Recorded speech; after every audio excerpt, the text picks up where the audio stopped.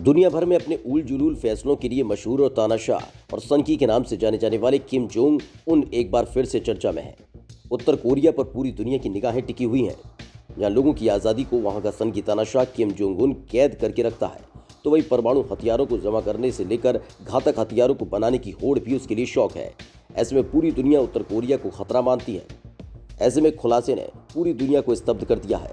कुछ ऐसी तस्वीरें उत्तर कोरिया से सामने आई हैं जिसने कई तरह के प्रतिबंधों को पूरी तरह से खारिज कर दिया है।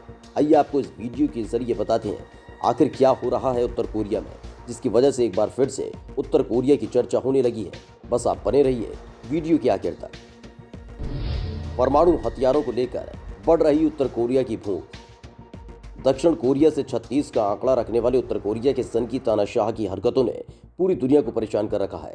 जहां न सिर्फ अपने नागरिकों पर अत्याचार किया जाता है, बल्कि कई तरह की घातक हथियारों की होड़ भी लगातार बनी रहती है। यही नहीं, किम जोंग उन कई बार परमाणु बम का इस्तेमाल करने की धमकी तक दे चुके हैं, जिसके बाद दुनिया भर के देशों ने उत्तर कोरिया पर कई तरह के कड़े प्रतिबंध लगाए थे।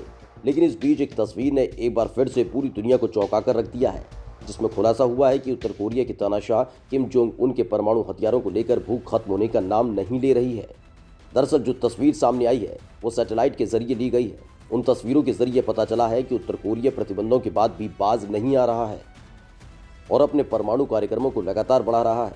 दरअसल जो तस्वीर सैटेलाइट के जरिए सामने आई है उसमें खुलासा हुआ है कि मुख्य परमाणु परिसर में और परमाणु हथियार बनाने के लिए प्लूटोनियम उत्खनन का प्रयास कर रहा है। दरअसल उत्तर कोरिया की गतिविधियों पर निगरानी करने वाली वेबसाइट द 38 नॉर्थ ने इसकी जानकारी दी है।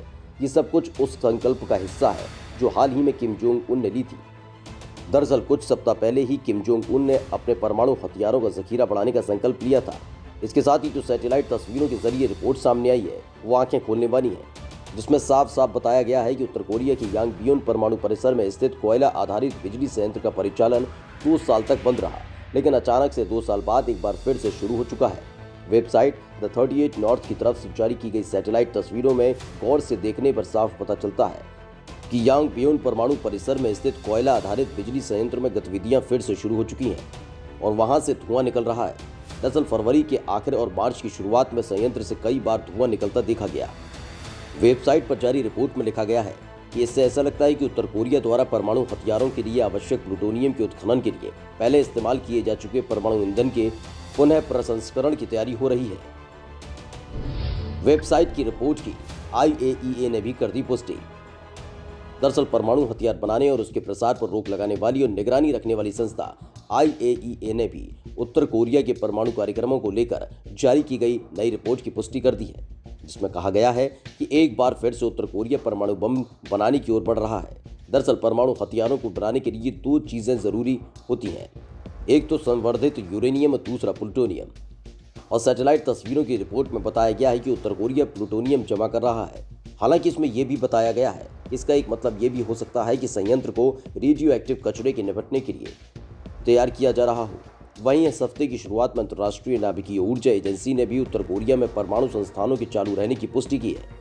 IAEA के महानिदेशक राफेल मारियानो ग्रोस्सी ने कहा था कि उत्तर कोरिया में कुछ परमाणु संस्थानों का परिचालन जारी है।